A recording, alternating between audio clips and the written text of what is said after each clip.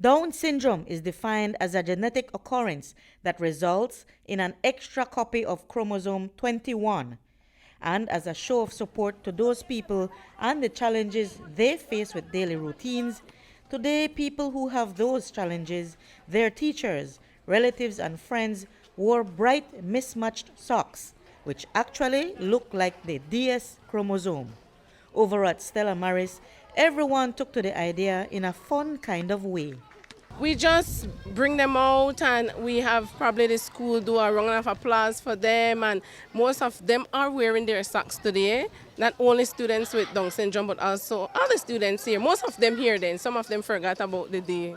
Teacher Sherry Salgado says there is a hidden message to the socks as well. I just believe the awareness wearing the socks today is just showing that everybody is accepted. You know, even if it's different, if it's something mismatching, we are still apart. We're still humans. So I guess that's the message behind wearing our socks today. The Ministry of Education's Special Education Unit on Freetown Road works closely with children who have physical or cognitive challenges. Christy Almeida, who heads that unit, told us that they're having a week of fun activities. I don't know if you've seen the story when Downs is up. We launched it in honor of World Down Syndrome Day, and we're focusing on 3 kids with Down syndrome, actually young adults. So I'd encourage everyone to go see that. So that just has me really happy today because we are focusing on the positives. And some other positives that are happening at special ed right now is all our officers are attending a training. We have a professional who has worked with the visually impaired and the deaf for years, has a specific curriculum and whatever, and we keep trying to build our officers' capacity. They all have masters in special ed. They're all really strong officers, but they can always learn more. So we have them here. We have some participants from BCVI and Mr. Cole from Inspiration Center. We invited them to take part, so they're doing that today. Almeida explained that in an effort to build the students' capacity, there is a new curriculum that has been introduced in several schools this year. We're really focusing on the Essential for Living curriculum. We started that this year, and we've had some pilot schools. Stella Maris is one pilot school, Ranchito Special Classroom in Corozal, Holy Ghost in Dangriga, United Evergreen in Garden City in Belmopan, Julian Cho in PG. So across the country, we selected a couple schools to pilot this.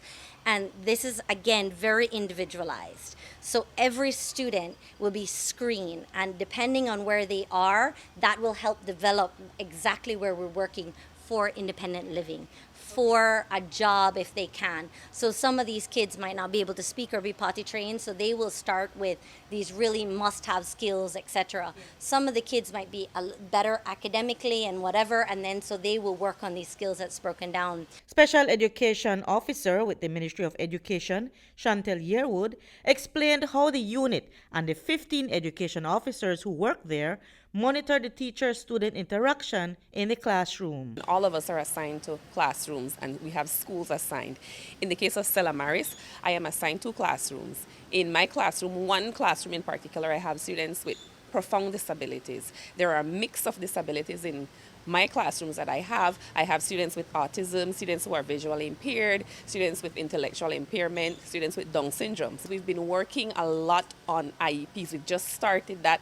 Teachers are being immersed in working with IEPs, understanding what an IEP is, which is an individual education plan. What that means is that each student has particular goals, long-term goals, short-term goals, and the teachers get them to progress towards those goals. Whatever physical or life skills goals the students have individually, they will learn inside the classroom. And the fun a day like today offers gives everyone a chance to wear big, colorful, mismatched socks as a welcome event each year. But on a serious note, a lot of these children endure abuses that their physical and cognitive challenges might make difficult for them to explain. But there are signs that these teachers look for. In each class, we have our morning sessions whereby we know our students. We know if they're happy. We know if something is bothering them. Usually some of us will start our morning with talking about their emotions. And if you're a vigilant teacher, you will notice that something is wrong with that child. So we'll probably pull that child. We have a whole class discussion and just monitor that child for the week or for the day. If we notice that there is no changes in that child, then we pull them. We have our counselor here. We pull that child, we question because we know that something is behind their sadness or their emotions, and we do what we have to do to help our students in that capacity. Is there ever a time you need to call in on human development? Yes, we do. We do, and they're always helpful. They will come whenever we call them, and they will take it over if something that is beyond the principal or the teacher's control. Reporting for News 5, I'm Marion Ali.